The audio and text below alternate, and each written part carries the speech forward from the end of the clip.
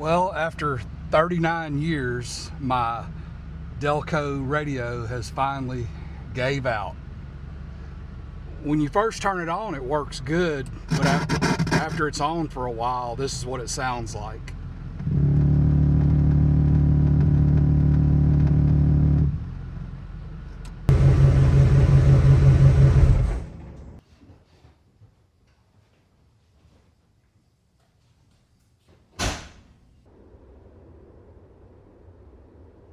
If you go buy a new car today, it's going to have a radio in it. But back in '87, in some vehicles, a radio was optional. Let's see what you could get when you went down and ordered your brand new K10 back in '87. These are the optional radios that you could order with your truck. We've got an AM radio, AM FM radio, and believe it or not, if you wanted AM FM stereo, that was a more costly option. And then lastly, we had the AM FM stereo with cassette player. So if you ordered the AM FM, either one of them two, it only came with 2 speakers in the front. The AM FM stereo with cassette came with 2 speakers in the front and 2 speakers in the rear. And it says it's available as a factory installed option or as dealer installed accessory. So looking here at the Gold Saga radio, it does have the AM FM stereo with cassette. The Gold Saga truck has the 2 dash mounted speakers. And if we look behind the seat, you can see that it has the 2 speakers mounted behind the seat. That's the passenger side, and there's the one on the driver's side. I don't know what radio my '87 short wheelbase fleet side truck had in it, because when I bought it, the dash had been butchered and they had one of the single DIN radios put in it. Well, I removed it and installed a original Delco AM FM, and I put speakers in the dash and in the rear of the truck. So here's the new radio we're going to be installing in the truck.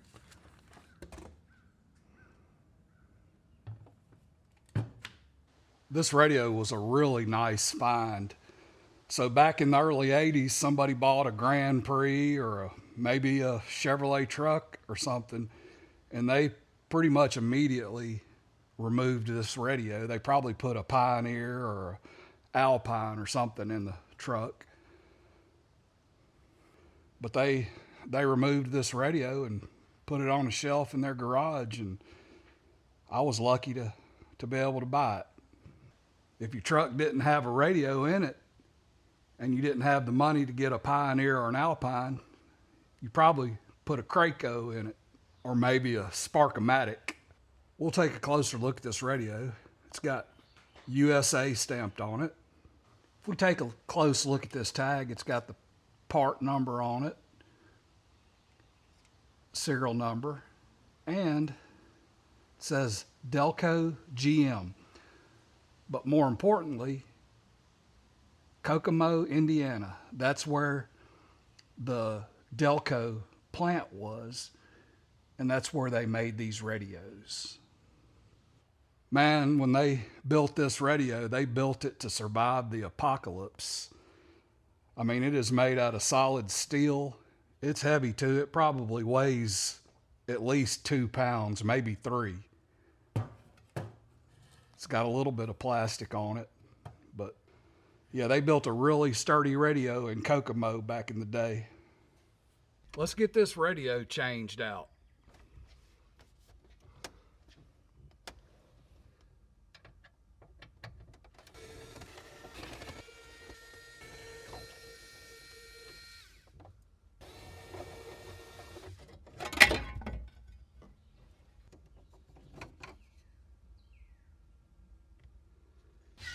Okay, I want to lower the steering column slightly, and it'll make it easier to get this instrument panel off.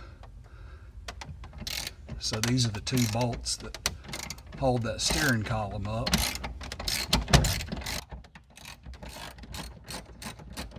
That'll give me a little play in the steering column.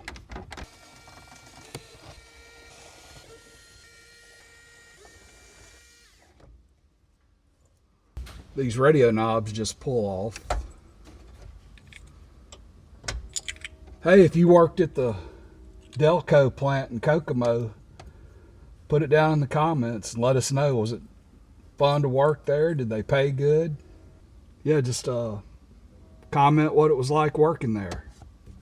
Okay, let's see if we can get this instrument panel off. Now, something I've learned about these square bodies, these dashes were not meant to be taken apart more than maybe one time, because you'll end up stripping out screws, breaking mounts. So if it's been took apart once, it's never the same.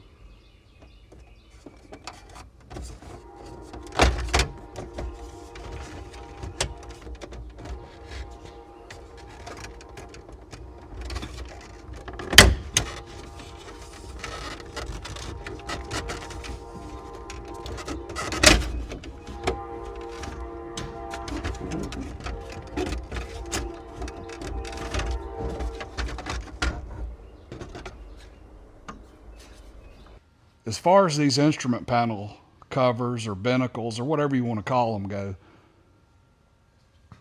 some of them came in all black. Some of them had brushed aluminum right here. And some of them, the higher end trucks, had this color. And if you've ever wanted to know what GM called this color, it's called honey. So it's like a brushed aluminum, honey colored. And the reason I know is I bought this new old stock about 10 years ago in the original packaging, and that's what they had as the color.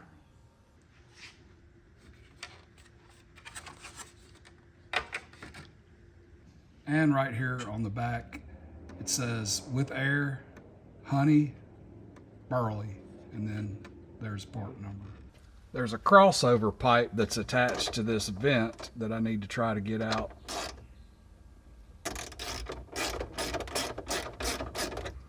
So I can access the backside of that radio.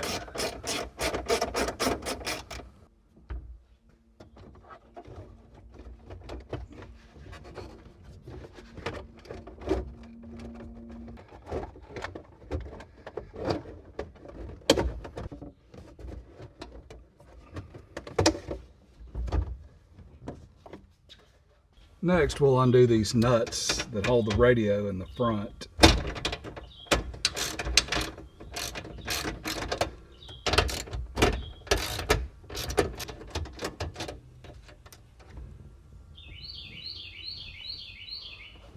I've got one last bolt to remove right here. There's a bracket, a homemade bracket that goes from here to support the back of the radio.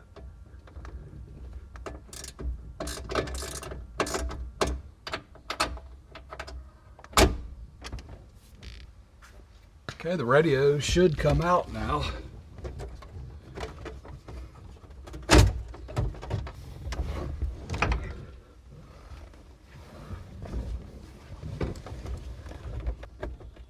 Unplug this harness. And there's an antenna plug back here.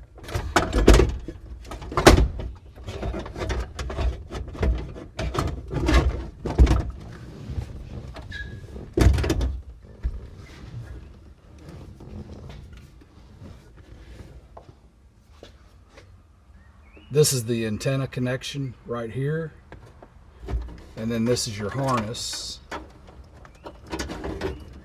which one of the previous owners hacked this harness up, so I ended up getting some pigtails and wiring it back up like factory. And you can see where one of the previous owners butchered this dash. See where they cut it out to put a single DIN stereo in it. And the way I fixed it was I got some sheet metal and riveted it to the original metal, and then drilled holes for the radio, and that's how I fixed it. Well, I've got some honeydews, so I guess I'll continue this tomorrow.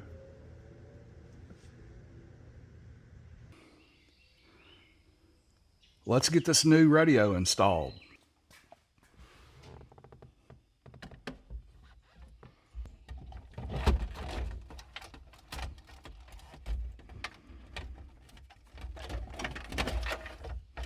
Okay, I want to get this homemade bracket installed.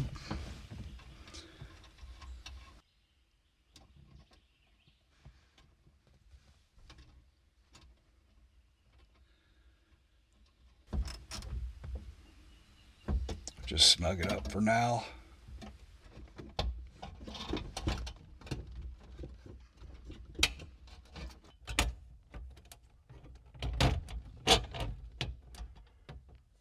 Okay, we'll install our little retainer nuts.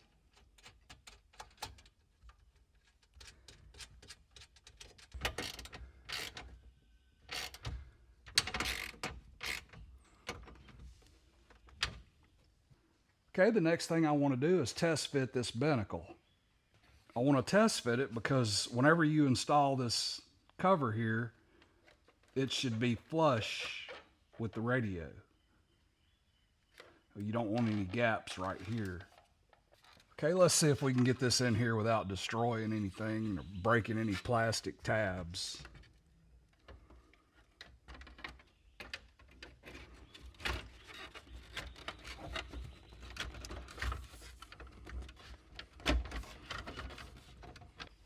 Okay, so it's a little tight, so I'm gonna adjust it to where it moves the radio back about 1/8 of an inch. If you look at this old radio, all you got to do is turn these nuts and you can adjust it in and out.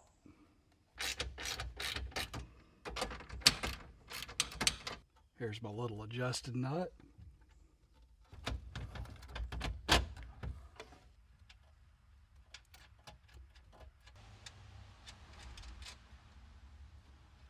I really wish I'd have measured the stick out before I pulled the old radio out.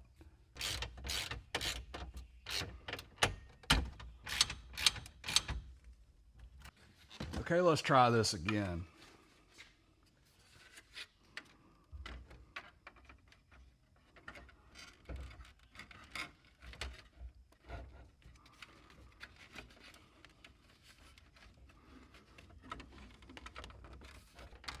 Okay, yeah, that's perfect right there. Okay, I'm gonna reach up under here and see if I can connect the antenna and these wires. Okay, there's the antenna. And now this radio harness. There's one, number 2, and number 3.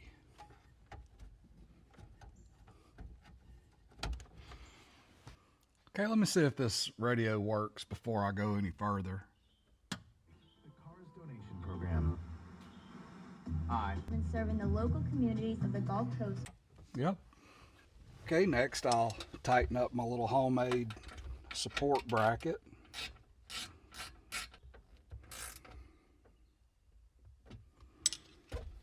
All right, that's nice and sturdy. Next, I'm going to install this HVAC crossover pipe.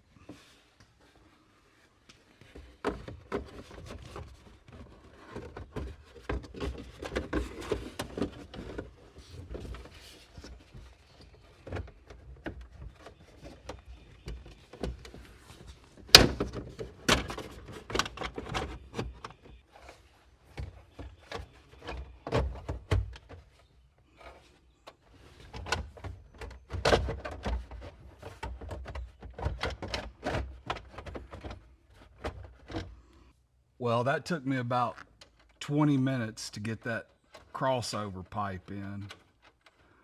I tell you what, I think I'd rather pull an engine than work under these dashes.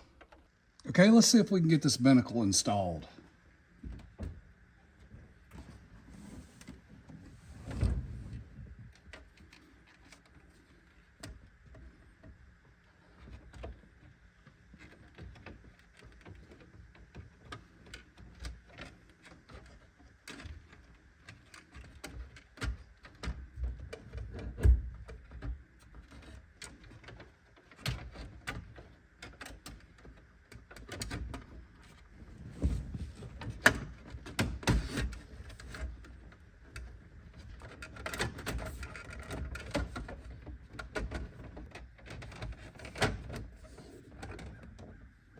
Good.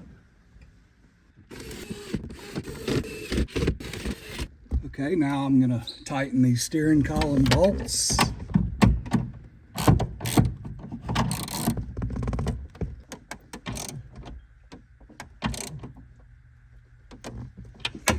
Next, we'll install our little covers.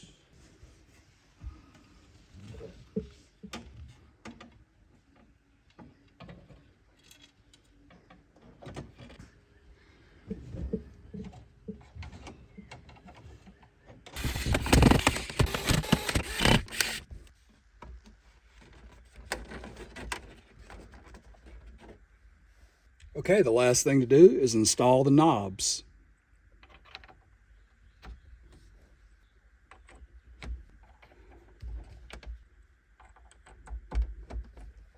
That original Delco radio looks really good in here.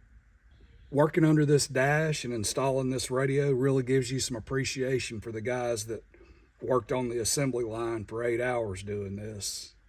It is really hard work.